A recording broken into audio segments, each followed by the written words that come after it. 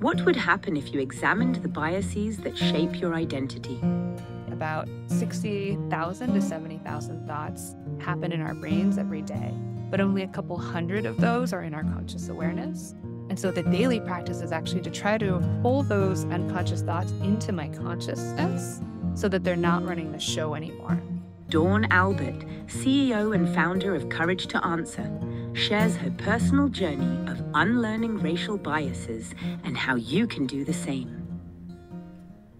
Hi, my name is Dawn Albert. I'm the CEO and founder of Courage to Answer, which is a coaching business that helps people develop racial resilience. Hi, Don. Welcome. So I'm so curious to hear about your own journey with racial resilience. Talk to me about your starting point.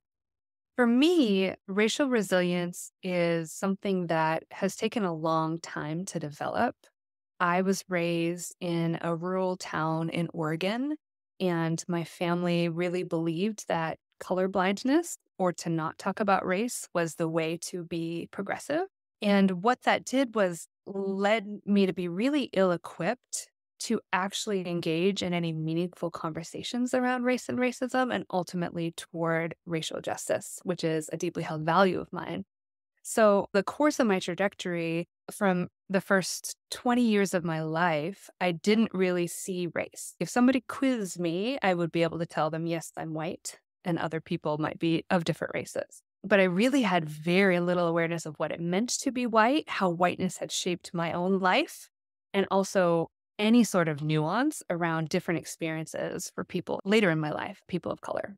And a good story that really shows my beginnings of my own racial journey was the very first Black person I met in this very white conservative town. I was very young, I think pre-verbal. And I don't remember it, but the story is that I grabbed their hand and started rubbing the skin. And to my little mind, I was probably just noticing the difference in the color of skin compared to what I'd seen so far. However, the white adults around me were so uncomfortable and ill-equipped that what they did instead of making it a learning moment was they completely shut it down. So I pulled my hand away, probably apologized, and I got big feeling of shame in that moment around this isn't something we do, this isn't something we talk about. And so for 20 years, I didn't talk about it. It was just like deeply uncomfortable. As I grew and as I learned, as I met more people, what was really pivotal in my life was coming into awareness around really understanding what whiteness even was. What does it mean to be white? What did it mean for me to be white? How did that shape my world, my access, my choices?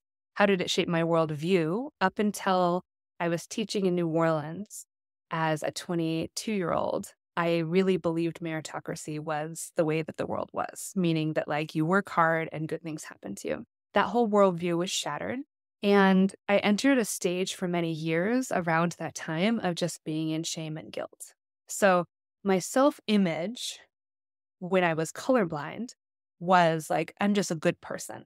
My self-image when I started to learn more about racial oppression was really challenged. My self-concept of being a good person started to no longer exist.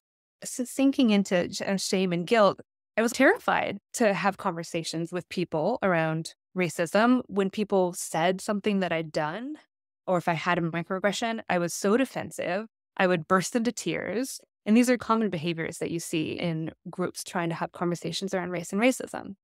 I go back.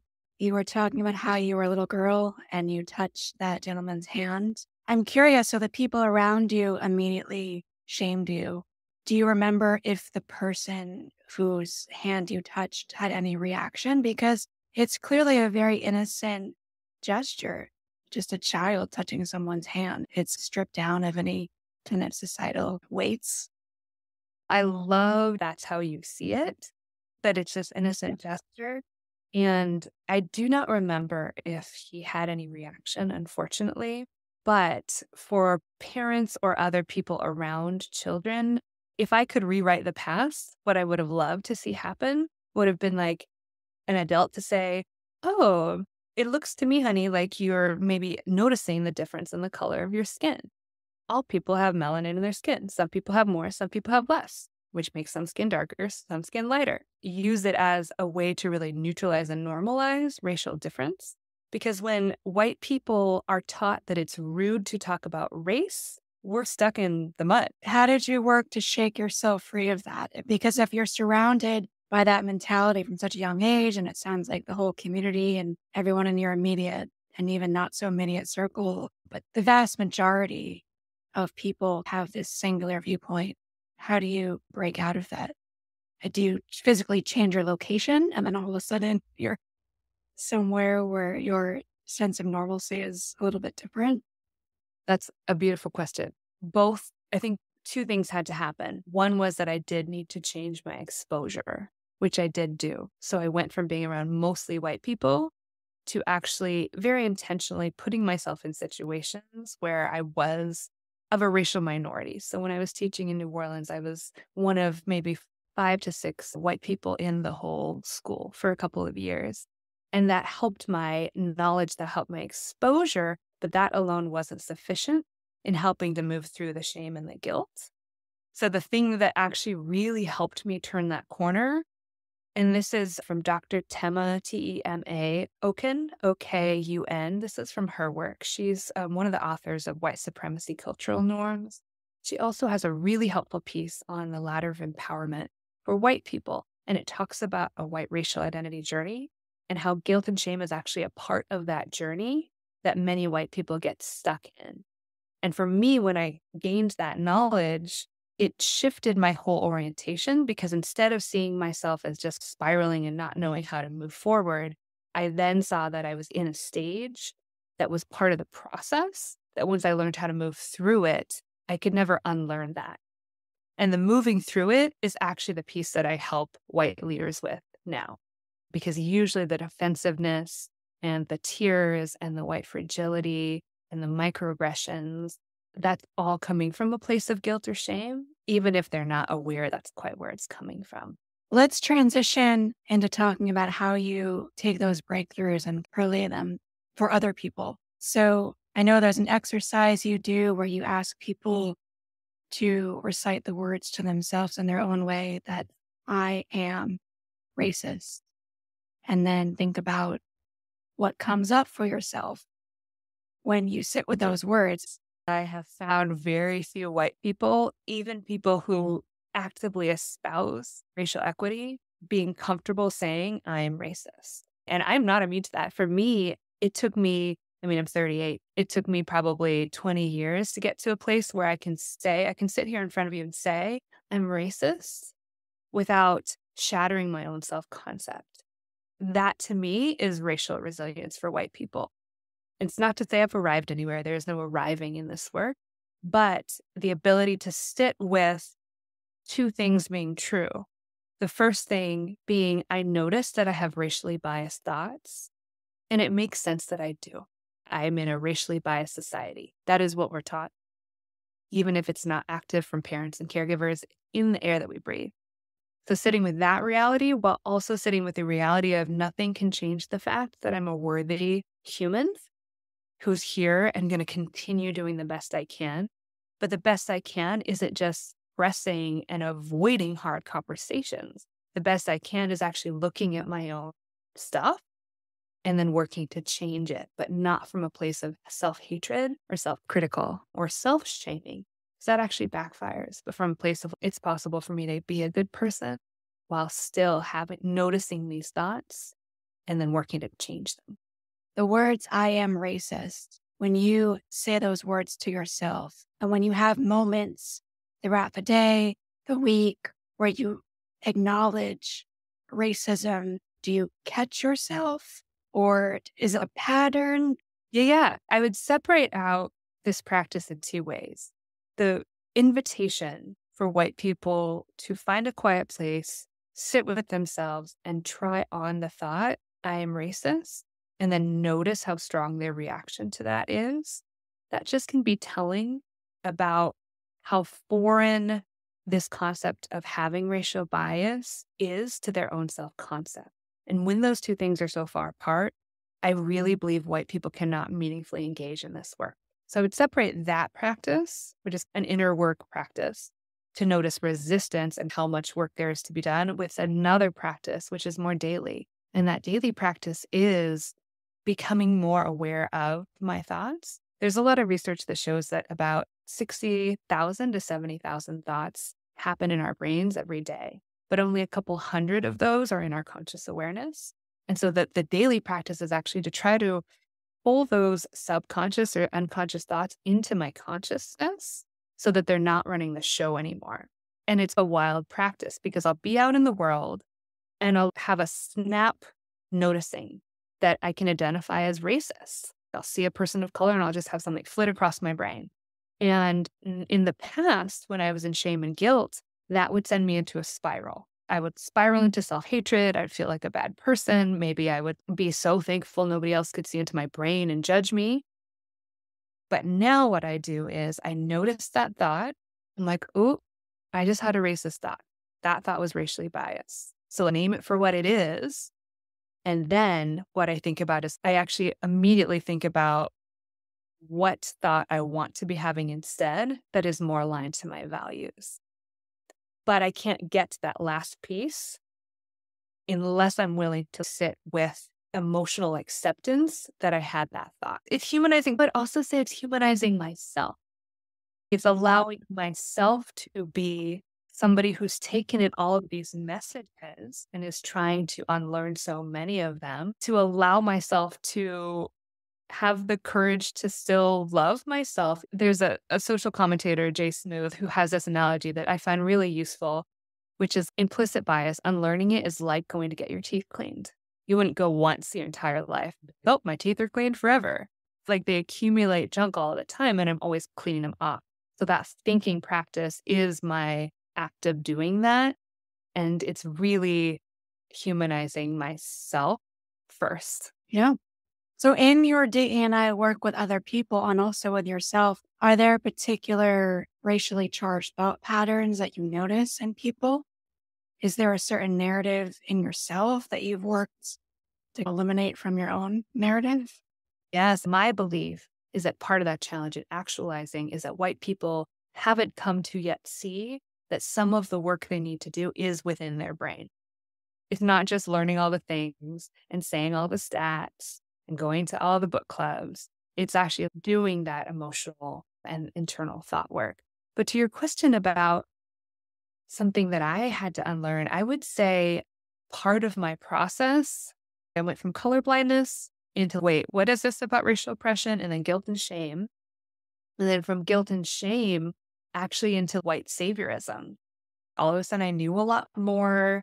And I was really positioning myself as the good white person. And the white saviorism is very insidious because it can manifest in organizations as let me speak on your behalf, let me protect you, even let me center myself in this narrative. So a really great example, I look back on this picture. When I was teaching in New Orleans, I co-founded a debate team with a teacher and we went to nationals. And so it's 2 white teachers and the rest of the students are all Black. And in all the pictures, I'm like in the middle of the photo. And I look back at that now and it's so centering of whiteness, even though I didn't know at the time that I was doing it. But even for years, the way that I talked about my experience teaching in New Orleans was from this look what I survived narrative. And people, friends and family would want to know about how hard the lives were of my students and everything they'd experienced and how much violence there was. I don't know if you've heard the term like poverty porn, but it was around this whole narrative of, wow, look at you dedicating 2 years of your life to go help these students who really needed you. And here I am like a young white teacher who's completely unqualified to teach anything about life. There's this very patronizing part of the white racial identity development journey that is something to just be really aware of. And a way that I actually noticed this in myself was I believed that I was doing racial equity work for people of color. And I say that very specifically. And I've had people of color say back to me, yeah, but it is for us. And I'm like, yes, it is, but it's also for everyone because there's a piece that's not often talked about, which is there's also a cost to white people around white supremacy. Please hear me. It is in no way equivalent to the costs that people of color experience. In no way.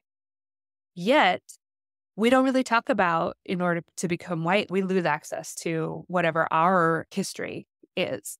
And I would say the biggest cost to whiteness that I've experienced is lack of authenticity, because we're so terrified of saying and doing the wrong thing and being seen as racist that it puts a huge barrier in our relationships with people in our lives, specifically people of color.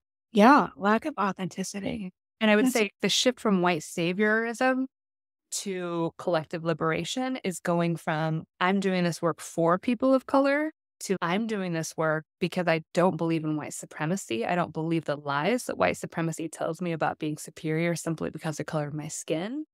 I believe that dismantling white supremacy will help everyone be able to be more human. So talk to me about what doesn't work when you are doing that self-reflection. You are repeating the words to yourself, I am racist, seeing how that feels, assessing your reaction to it. And I imagine a very popular response would be a sense of defensiveness, avoidance. Talk to me about that. If that comes up for you, what does that look like? Yes. So, what doesn't work for white people, and I see this a lot in DEI work, working with groups of white people, working with individuals, is in terms of, and when I say doesn't work, what I mean is it doesn't work in terms of helping us to get to racial equity, in my opinion. What doesn't work is completely intellectualizing the problem, over intellectualizing. And so I see white people doing this a lot, where instead of emotionally engaging in the work or like actually vulnerably sharing a story, they'll spew out all the statistics that they know, name drop thought leaders. They're doing some virtue signaling there. Part of what they're signaling is I'm not racist. That's actually part of what they're trying to do, whether or not they know it. They're trying to position themselves as I'm a good white person, look at everything that I know.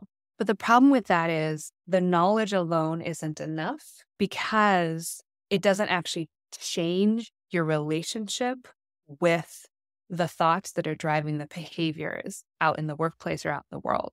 This one's really hard for people. Self-criticism around this doesn't work. And this is why, me personally, I don't believe in shaming white people around our own racial identity work. Any progress that I've made in my life has been because people had the compassion and kindness and capacity to sit down and help me see my own racism. What I know from my work as a coach, what I know from doing this work with a lot of people is there's kind of two things that happen. There's the actual thought or feeling or belief, and then there's the shame and self-criticism that we heap on top of it. The people who I see who tend to be the most defensive or who are the most likely to burst into tears are the ones who are highly self-critical. And by nature, if you're going to criticize yourself for noticing these thoughts that of course you have as a white person in this society, you're just going to dissolve. To some people, it might sound like soft or coddling or lack of accountability to support white people in learning not to judge and criticize themselves for seeing their own racist thoughts. But to me, it is one of the most important things to do. And then the third thing I don't see to work well, and it's very common, and it usually comes from being in a place of a lot of shame and defensiveness, is to avoid being very defensive and avoiding. So that's usually resisting what is, you armor up. That's who I am. That's not what I believe. How could you possibly say that? You misunderstood. Right? All of this kind of gaslighting and jumping through hoops because, like I said before, the self-image there is based, it's propped up on this idea that I can't both be a good person who cares about racial equity and also have some racially biased thoughts and beliefs in my mind. So people listen to this podcast. What do you recommend they do as next steps? Do you recommend that they sit with that sentiment, see what comes up, and then depending on the different nuances, take different action steps, depending on how much self-compassion you have and how much resistance you have? Yes, you put your finger right on it. So the first thing that I would recommend doing, find a quiet place, just try this thought on, I am racist, and see what comes up. And just to be clear, the way that I'm defining racism in this case is not actively propping up white supremacy. So it's not actively ascribing to white supremacy. So when I say I'm racist, it does not mean, I'm not defining that to mean that I believe that white people are superior, that I want like white superiority in this country. That is not what it means in this case. What racism means is I have some racially biased thoughts and sometimes actions. And I have evidence of that throughout the course of my life. As much as I don't want to, as much as I want to unlearn it, I do. So that's the first step, sitting down, trying that thought on, see what comes up. And then the second part of that process actually is to sit in that discomfort emotionally. And for some people, it might feel like death. And I'm not joking here. It can create a lot of dissonance. But that is what is coming up anytime you're in a workplace setting and somebody says, hey, that was a microaggression. Somebody said, hey, that made me feel this type of way. That's what's coming up. And so what you're actually practicing is doing that on your own, allowing that discomfort on your own so that you're able to allow enough discomfort to engage more productively in racial equity work with people in your organization, with people in your life.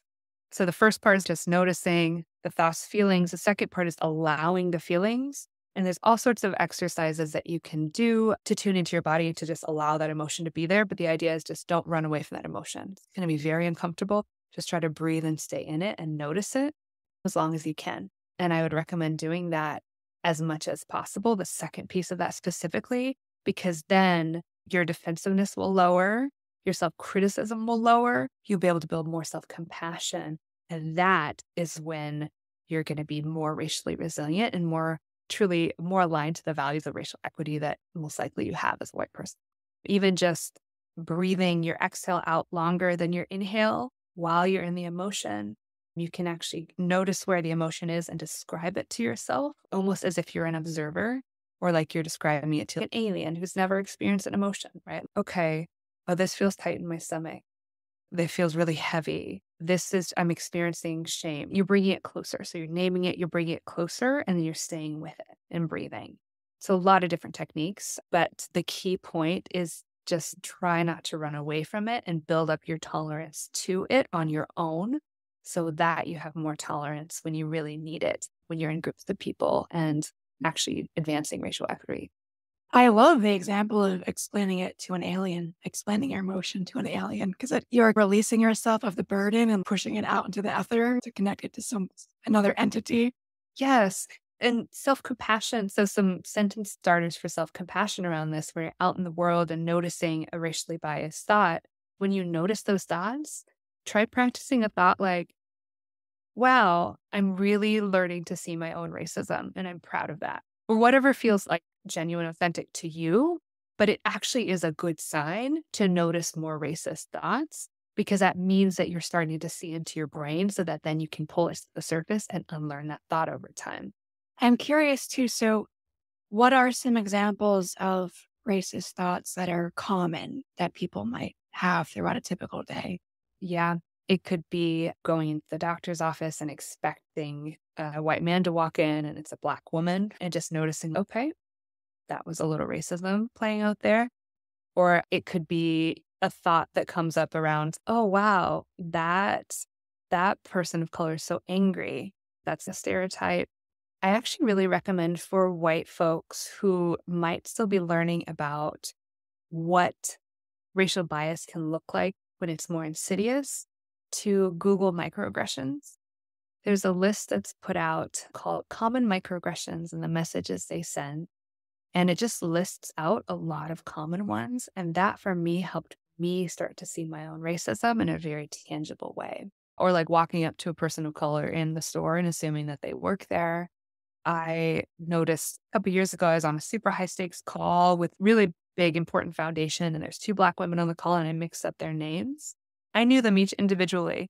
And in that moment, it's because it's a common microaggression to mix up the names of people of color, which kind of just goes to show like how few people of color and or that as a white person, you see every person of color as the same.